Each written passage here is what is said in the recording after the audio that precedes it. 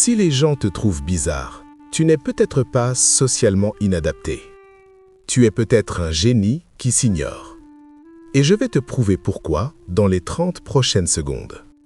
Parce que ce que tu considères comme tes défauts est exactement ce qui fait de toi quelqu'un d'extraordinaire.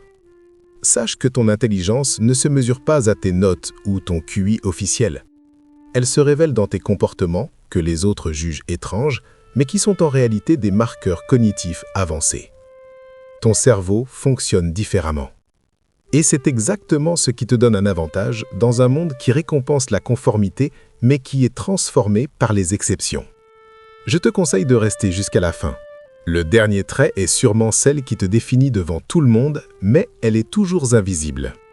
Il est temps que tu le découvres. Trait numéro 1, les conversations avec toi-même. Tu parles tout seul, à voix haute, souvent. Et non, ce n'est pas de la folie.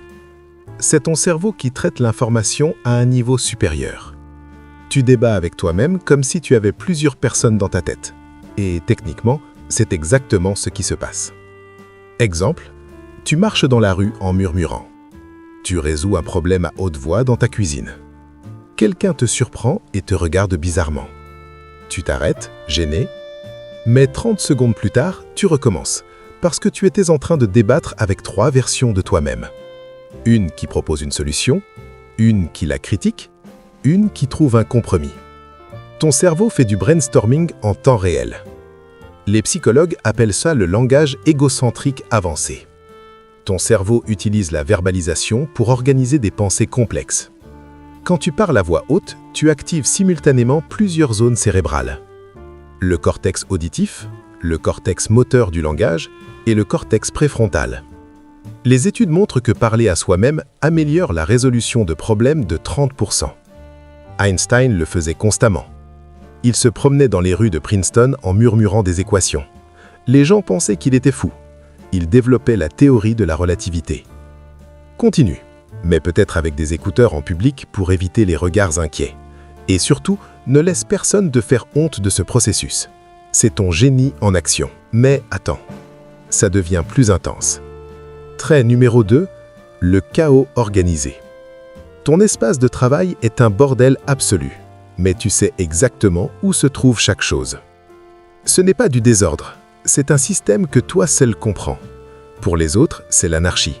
Pour toi, c'est une carte mentale en 3 dimensions. Exemple, ton bureau est couvert de papier, livres, tasses vides, des post-it partout, des câbles enchevêtrés. Ta mère vient te voir et dit « Comment tu peux travailler dans ce chaos ?» Tu réponds « Je sais exactement où tout se trouve. » Elle insiste. Elle range pour t'aider. 15 minutes plus tard, tu paniques. Ce document important qui était sous la tasse bleue, disparu. Ce livre avec la page cornée exactement à l'endroit dont tu avais besoin, introuvable. Ton système personnel vient d'être détruit. Et maintenant, tu ne peux plus travailler. Conséquence, ton cerveau crée des associations spatiales non linéaires. Le désordre visible reflète des connexions mentales complexes. Chaque objet positionné au hasard est en réalité ancré dans ton réseau de mémoire spatiale. Les recherches de l'Université de Minnesota montrent que les environnements désordonnés stimulent la créativité et la pensée non conventionnelle de 28%. Steve Jobs travaillait dans un bureau chaotique. Mark Twain aussi. Albert Einstein avait des piles de papier partout. Quand on lui a demandé pourquoi il ne rangeait pas, il a répondu « Si un bureau encombré est signe d'un esprit encombré, de quoi est un bureau vide le signe ?» Protège ton espace, mais apprends à créer des zones de chaos contrôlées si tu vis avec d'autres personnes. Explique-leur que ton désordre n'est pas de la négligence, c'est ton système de pensée externalisé. Mais tout ça, ce n'est que le début. Trait numéro 3, ton obsession pour les détails aléatoires. Tu peux passer 3 heures à rechercher l'origine d'un mot, ou l'histoire d'un bouton, ou pourquoi les feux de circulation sont dans cet ordre précis. Les autres appellent ça perdre du temps. Ton cerveau appelle ça créer des connexions. Pour toi, il n'y a pas de détails insignifiants. Tout est potentiellement fascinant. Exemple, tu regardes un documentaire avec tes amis. Quelqu'un mentionne les zèbres. Une question te traverse l'esprit. Mais pourquoi des rayures? Tes amis continuent à regarder. Toi, tu sors ton téléphone. Tu commences à chercher. 3 heures plus tard, Tu connais leur structure sociale, leur pattern de migration, pourquoi leurs rayures sont toutes uniques, comment elles confondent les prédateurs, et la théorie que les rayures régulent leur température corporelle.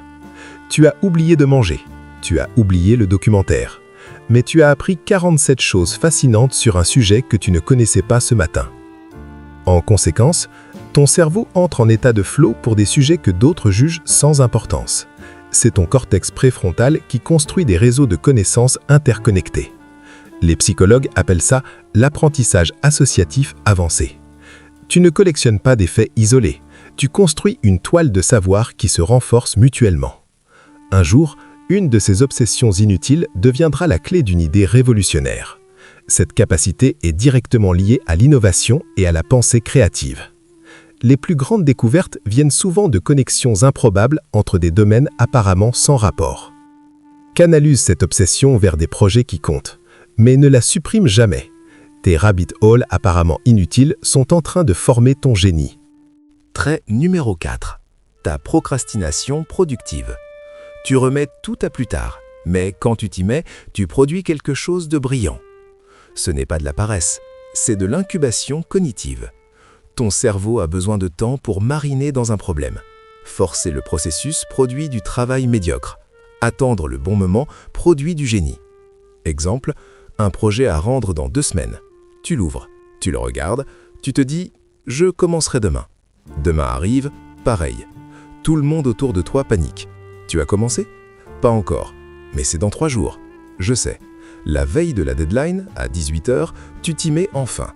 Tu es dans un état second, le monde disparaît. 6 heures plus tard, à minuit, tu as créé quelque chose d'exceptionnel. Quelque chose que tu n'aurais jamais pu produire si tu avais commencé 2 semaines plus tôt. Parce que pendant ces 2 semaines, ton cerveau travaillait en arrière-plan. Souvent, ton cerveau traite l'information en arrière-plan même quand tu ne fais rien. Les neuroscientifiques appellent ça le mode par défaut du cerveau. Pendant que tu scrolles, joues ou traînes, ton subconscient organise les données. Il fait des connexions. Il teste des solutions. Quand tu te mets enfin au travail, les pièces s'assemblent naturellement. Une étude de la Wharton School montre que 16% des génies créatifs sont des procrastinateurs chroniques. Leonardo de Vinci a mis 16 ans à terminer la Joconde. Il procrastinait constamment. Mais ce temps lui a permis de perfectionner des techniques que personne n'avait jamais imaginées. Pour cela, apprends à distinguer procrastination productive et évitement toxique. L'une crée, l'autre détruit. Si tu procrastines mais que ton cerveau rumine le problème, continue. Si tu procrastines pour fuir l'inconfort, là tu as un problème. Prépare-toi, la suite va faire mal. Trait numéro 5. Ton maladresse sociale calculée. Tu ne sais pas faire la conversation légère. Tu sautes directement au sujet profond. Les gens te trouvent intense, inconfortable, trop direct. Ton cerveau refuse simplement de perdre du temps en politesse vide. Pour toi, parler du temps qu'il fait est une torture. Tu veux parler de ce qui compte vraiment. Exemple, tu es à une fête. Quelqu'un s'approche et dit « Beau temps aujourd'hui, non ?» Tu réponds « Ouais, au fait, tu crois que la conscience survit à la mort du cerveau ?» Silence gênant. La personne recule lentement. Toi, tu ne comprends pas. Tu pensais avoir lancé une conversation intéressante. Pourquoi parler du temps qui n'intéresse personne alors qu'on pourrait explorer l'un des plus grands mystères de l'existence? Pour toi, c'est logique. Pour les autres, tu es le type bizarre à éviter. Ton cerveau privilégie la profondeur sur la politesse sociale. Tu as un seuil de tolérance bas pour les interactions sans substance. Le small talk active chez toi les mêmes zones cérébrales que l'ennui intense. Pendant que les autres font du lien social léger, ton cerveau crie « perte de temps, perte de temps ». Les psychologues affirment que c'est un trait commun chez les penseurs abstraits. Ta maladresse n'est pas un défaut de personnalité, c'est une priorité cognitive différente. Tu optimises pour la qualité des échanges, pas pour la quantité. Apprends les codes sociaux de base, pas pour changer qui tu es, mais pour naviguer dans un monde qui fonctionne différemment. Comprends que pour beaucoup, le small talk est un rituel de confort, mais trouve aussi ta tribu, ceux qui veulent parler de vraies choses dès la première conversation. On accélère vers le trait numéro 6, ton insomnie créative. Ton cerveau s'allume à 2 h du matin. Les idées arrivent en cascade. Tu dois te lever, écrire, créer, résoudre. Le sommeil peut attendre. L'inspiration, elle, ne revient pas sur demande. La nuit, quand le monde se tait, ton esprit hurle de créativité. 3 h du matin, tout le monde dort. Toi, tu es debout avec un carnet en train de résoudre un problème que personne ne t'a demandé de faire. Tu griffonnes des schémas, tu connectes des idées. Tu n'es pas fatigué, tu es électrique. Ton corps crie « dors », mais ton cerveau crie « crée ». À 6 heures du matin, tu t'effondres enfin. Le réveil sonne à 8 heures. Tu es détruit toute la journée, mais tu as produit ton meilleur travail entre minuit et aube.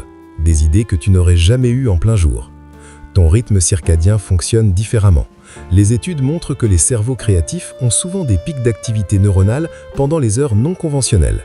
La nuit, ton cortex préfrontal se relâche légèrement. Les filtres tombent. Les idées s'échappent sans censure. Nikola Tesla dormait 2 heures par nuit. Il affirmait que ses meilleures inventions lui venaient pendant ses insomnies. Franz Kafka écrivait exclusivement la nuit après son travail de bureau. Ton cerveau n'est pas cassé, il opère sur un fuseau horaire mental différent. Crée un système qui capture tes idées nocturnes sans détruire complètement ton sommeil. Garde un carnet près du lit, écris juste assez pour te souvenir le lendemain, parce que ton génie a aussi besoin de repos pour se régénérer. Trait numéro 7. Ta remise en question compulsive. Tu ne crois rien sur parole. Tu questionnes tout, constamment, même les choses que tout le monde accepte comme des vérités absolues. Les règles établies, les traditions, les évidences. Les gens te trouvent épuisant, chiant, compliqué. Pour toi, ne pas questionner serait une trahison intellectuelle. Exemple, réunion de travail. Quelqu'un présente un processus. Quelqu'un d'autre dit « c'est comme ça que ça a toujours été fait ». Tout le monde acquiesce. Toi, tu lèves la main. Mais pourquoi? Parce que c'est la règle. D'accord, mais qui a créé cette règle? Ça n'a pas d'importance.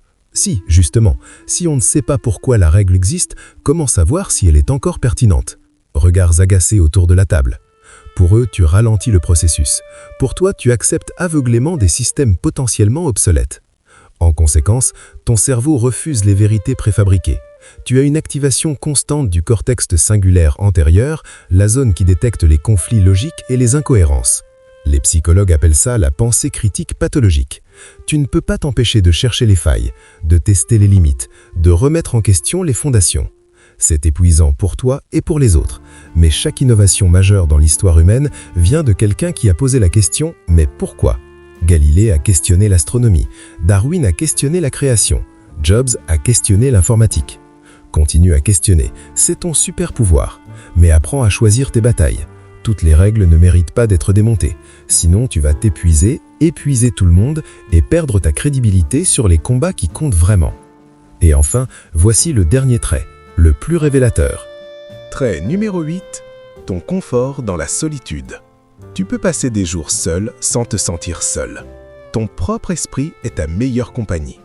Les autres pensent que tu es antisocial, déprimé ou que quelque chose ne va pas. Toi, tu te ressources dans l'isolement.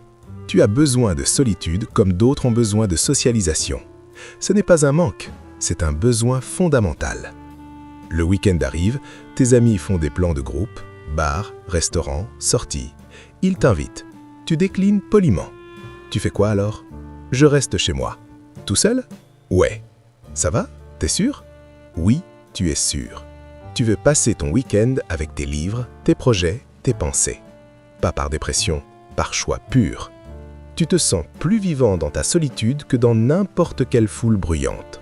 Le lundi, tes amis sont épuisés par leur week-end social. Toi, tu es rechargé. Ton cerveau génère ses propres stimulations intellectuelles. Tu n'as pas besoin de validation externe ou de divertissement constant pour te sentir épanoui. Les recherches montrent que les esprits créatifs et les innovateurs passent en moyenne 60% plus de temps seuls que la population générale. Isaac Newton a développé ses théories les plus importantes pendant l'isolement forcé de la peste. Emily Dickinson a écrit l'essentiel de son œuvre dans la solitude totale. Ta solitude n'est pas un symptôme de dysfonctionnement social, c'est ton laboratoire mental, l'espace où ton génie se développe sans interruption. Protège ce temps sacré, c'est non négociable pour ton bien-être mental. Mais vérifie régulièrement que tu ne t'isoles pas par peur ou par évitement plutôt que par choix authentique. Il y a une différence entre choisir la solitude et fuir les autres. Conversation avec toi-même, chaos organisé, obsession pour les détails aléatoires, procrastination productive, maladresse sociale calculée, insomnie créative, remise en question compulsive, confort dans la solitude. Si tu as au moins 5 de ces traits, ton cerveau ne fonctionne pas comme celui des autres. Ce n'est pas un bug, c'est une feature. Et c'est exactement pourquoi tu as un potentiel que la plupart des gens ne verront jamais. Parce que les génies ne sont pas ceux qui suivent les règles, ce sont ceux qui les questionnent, qui créent dans le chaos, qui pensent quand les autres dorment, qui trouvent du sens dans ce que les autres ignorent. Tes bizarreries ne sont pas des défauts à corriger, ce sont des forces à cultiver. Si tu t'es reconnu dans au moins 5 traits, commente « Je suis bizarre et j'assume ». Pas pour te vanter, pour te rappeler que tes bizarreries sont ton super pouvoir. Et si quelqu'un te dit un jour que tu devrais être plus normal, montre-lui cette vidéo. Parce que normal ne change pas le monde. Normal suit les règles. Normal accepte le statu quo. Normal reste confortable. Bizarre questionne. Bizarre innove. Bizarre transforme. Les plus grands esprits de l'histoire étaient tous considérés comme bizarres par leur époque. Maintenant, ils sont dans les livres d'histoire. Abonne-toi si tu veux plus de vérités psychologiques que personne n'ose dire sur l'intelligence différente. Sur ce que signifie vraiment être un génie dans un monde qui valorise la conformité. Clique sur la vidéo qui s'affiche à l'écran.